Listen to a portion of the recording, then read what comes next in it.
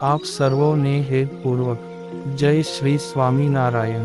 આજની સત્સંગ કથા વાર્તા નિજ મંદિર સાવરકુંડલા। આજની સત્સંગ કથા વાર્તામાં આપણે પવિત્ર ચાતુર્માસ અંતર્ગત શ્રીમદ સત્સંગી જીવનની કથા સાંભળશું। પ્રકરણ 3, અધ્યાય 33, 5।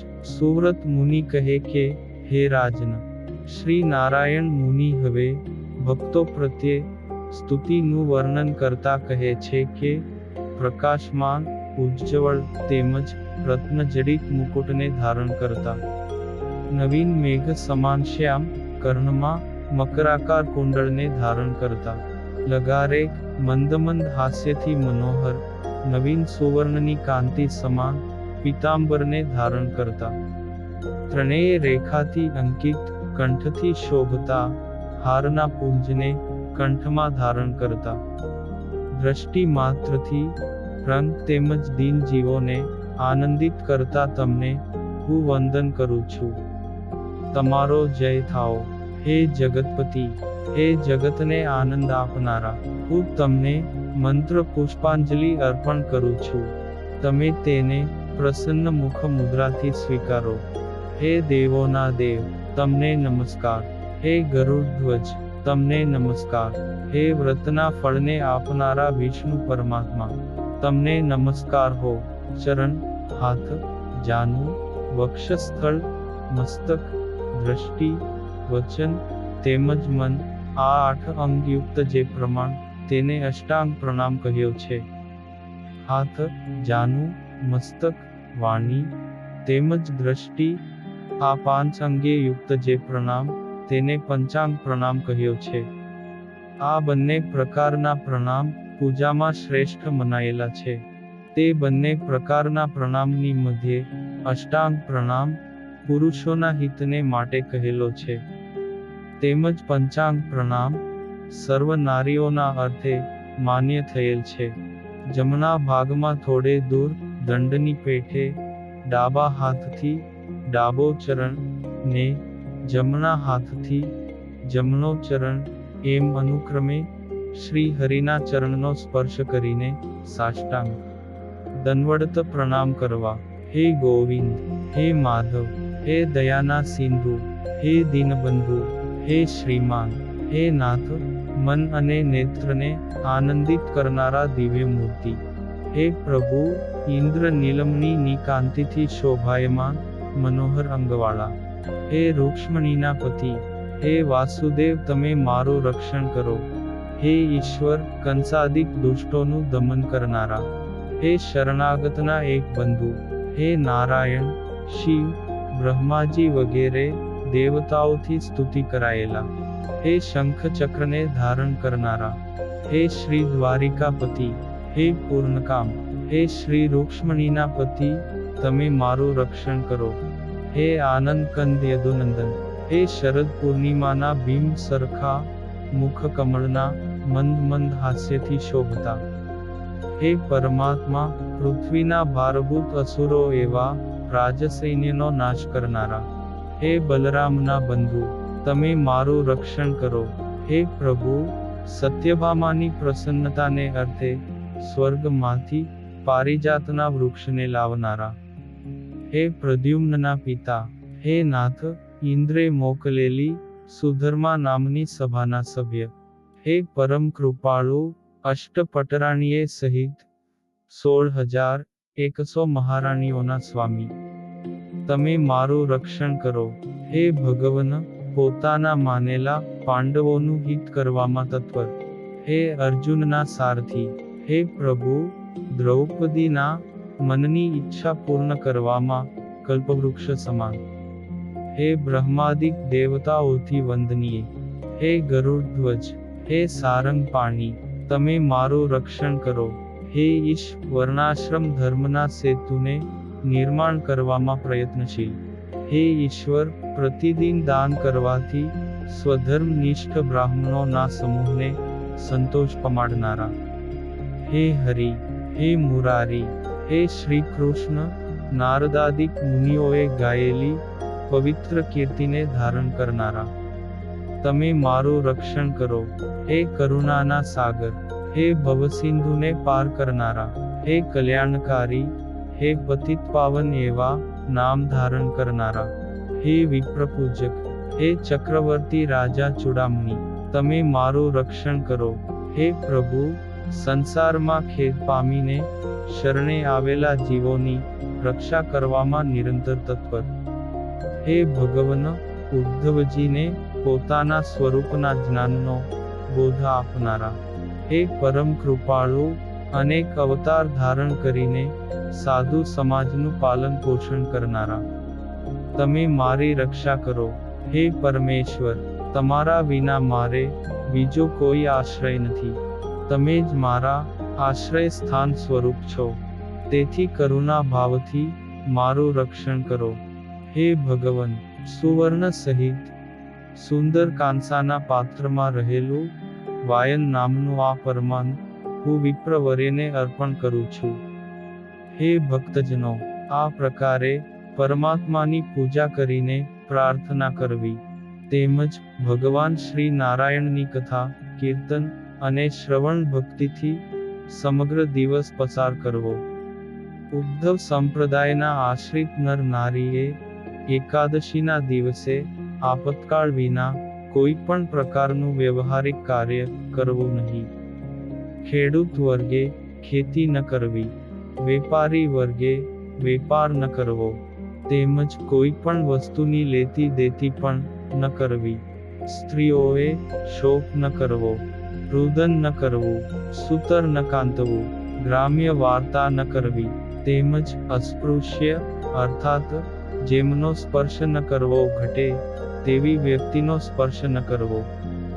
મારા આશ્રિત ભગવદ ભક્ત નર નારીએ એકાદશીનો દિવસ સર્વ પ્રકારે ભગવદમય પસાર કરવો. જે મનુષ્ય પરતંત્ર હોય, દરિદ્ર હોય, શરીરે દુર્બળ હોય, એ ત્રણેય આવશ્યક વ્યાવહારિક કામકાજ કરવું, પરંતુ અધિક કાર્ય ન કરવું. એકાદશીના દિવસે ભગવદ પ્રસન્નતાને અર્થે પોતાની શક્તિ અનુસારે સુપાત્ર બ્રાહ્મણને દાન આપવું. અને રાત્રિએ જાગરણ કરવું. જાગરણને અર્થે ભગવાનના મંદિરે અથવા સંતોના મંડળ પ્રત્યે જનારા પુરુષને ડગલે ને પગલે અશ્વમેઘ યજ્ઞનું ફળ પ્રાપ્ત થાય છે. સ્ત્રીજનોના મંડળમાં જ સ્ત્રીઓએ ભગવદ કથા વાર્તા કીર્તનાદિક કરતા કરતા જાગરણ કરવું. પુરુષોના મંડળમાં પુરુષોએ કથા કીર્તનાદિક કરતા કરતા જાગરણ કરવું, પરંતુ જુગાર આદિ રમીને જાગરણ ન કરવું. જે પુરુષ કુસંગના યોગથી એકાદશીના દિવસે અન્ન ભક્ષણ કરે તો એક ચાંદ્રાયણ કરવાથી તેની શુદ્ધિ થાય છે, પરંતુ અન્ય રીતે થતી નથી. અશક્ત મનુષ્યે મધ્યાહ્ન પછી એકવાર ભોજન લેવું, અથવા પોતાના શરીરની છાયા બમણી થયા પછીના સમયે ભોજન કરવું, અથવા માગ્યા વિના પ્રાપ્ત થયેલા અન્નનું ભક્ષણ કરવું, તેમજ તે નિમિત્તે બ્રાહ્મણને સુવર્ણ કે અન્નનું દાન દેવું. આ ચાર પક્ષમાંથી કોઈ પણ એક પક્ષનો આશ્રય કરવો, પણ તે વિના એકાદશી વ્રત વ્યર્થ જવા દેવું નહીં. પોતાના શરીરની દ્વિગુણી છાયા અભિવૃદ્ધિ પામે તે સમયે ભોજન, હવિષ્યાન્નનું ભોજન, ભાત સહિતના હવિષ્યાન્નનું ભોજન, ફળ, તિલ, ક્ષીર, જળ, ઘી, તેમજ પંચગવ્ય અથવા વાયુપાન, આ 10 પ્રકારના વિકલ્પોમાં ઉત્તરોત્તર વિકલ્પ શ્રેષ્ઠ છે. પ્રાતઃકાળમાં સ્નાન કરીને નિત્ય પૂજાની પૂજ્ય પ્રતિમા તેમજ નૈમિત્તિક પ્રતિમાનું ફરી પૂજન કરવું. તેમજ જે કની અન્ન પ્રાપ્ત થાય તે શ્રેષ્ઠ અન્નનું દ્વાદશીના દિવસે નૈવેદ્ય કરવું. આ પ્રકારે પૂજાની નિત્ય પ્રતિમા તેમજ નૈમિત્તિક પ્રતિમાનું પ્રાતઃ પૂજનની સાથે પૂજન સમાપ્ત કરીને વ્રત કરતા પુરુષે પોતાનું વ્રત પ્રીતિપૂર્વક શ્રી હરિના ચરણમાં સમર્પણ કરવું. હે હરિ, અજ્ઞાન રૂપી અંધકારથી હું અંધ છું. તમે મારા આ વ્રતના અનુષ્ઠાનથી પ્રસન્ન થાઓ. તેમજ પ્રસન્ન મુખ મુદ્રાથી મને જ્ઞાનદ્રષ્ટિ અર્પણ કરો. આ પ્રમાણે પ્રાર્થના કરીને દક્ષિણા તેમજ ભગવાનની મૂર્તિ બ્રાહ્મણને દાનમાં અર્પણ કરવી. બીજા અનેક પ્રકારના દાન આપવા, તેમજ શક્તિ અનુસારે અન્નદાન પણ કરવું. ત્યારબાદ વ્રત કરતા પુરુષે નિયમમાં તત્પર વર્તતા વૈષ્ણવ, બ્રાહ્મણ તેમજ સાધુઓને શક્તિ અનુસારે ભોજન કરાવવું.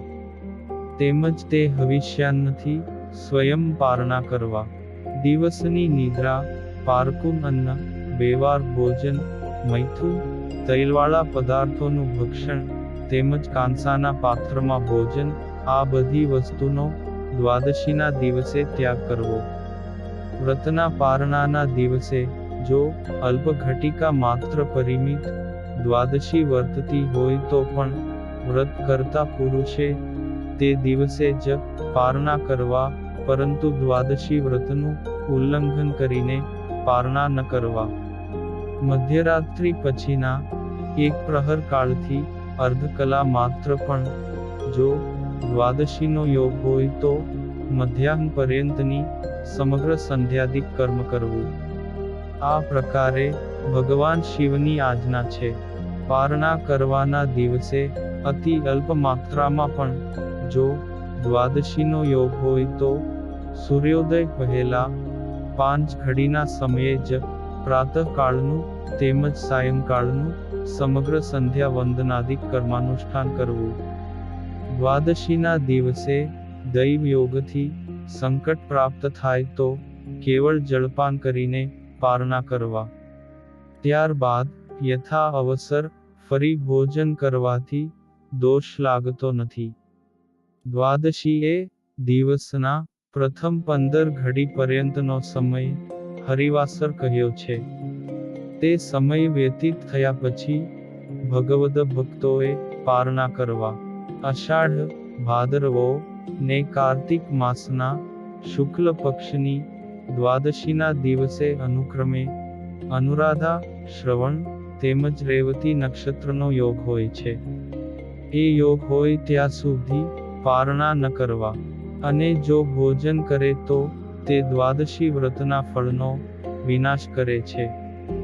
અષાઢ માસની દ્વાદશીના દિવસે અનુરાધા નક્ષત્રના પ્રથમ કાળમાં ભગવાન વિષ્ણુ શયન કરે છે. ભાદરવાની દ્વાદશીના દિવસે શ્રવણ નક્ષત્રના મધ્ય ભાગમાં ભગવાન પડખું ફેરવે છે. અને કાર્તિક માસની દ્વાદશીના સમયમાં ભગવાન જાગ્રત થાય છે. તેથી તે સમયના યોગમાં પારણા ન કરવા. હે ભક્તજનો, આ પ્રકારે મેં તમને સ્મૃતિ વચનોનો આધાર લઈને એકાદશી વ્રતનો યથાર્થ શાસ્ત્ર સંમત વિધિ કહ્યો. આ એકાદશી વ્રતના વિધિનું સર્વેએ આદરપૂર્વક અનુષ્ઠાન કરવું. ત્યારબાદ શાસ્ત્રમાં પ્રતિપાદન કરેલા આ વ્રતના ઉદ્યાપન વિધિનું અનુષ્ઠાન કરવું. એ વિધિ હું તમને આગળ જણાવીશ. ઇતિ શ્રીમદ સત્સંગી જીવને નારાયણ ચરિત્રે ધર્મશાસ્ત્રે તૃતીય પ્રકરણે પ્રબોધનીના ઉત્સવમાં શ્રી હરિએ વિવિધ એકાદશી વ્રતના વિધિનું નિરૂપણ કર્યું ને નામે 33મો અધ્યાય સંપૂર્ણમાં. અને હવે પછીની કથા વાર્તા આપણે આગળના ભાગમાં સાંભળશું. અત્યારે આપ સર્વોને ભાવથી જય શ્રી સ્વામિનારાયણ.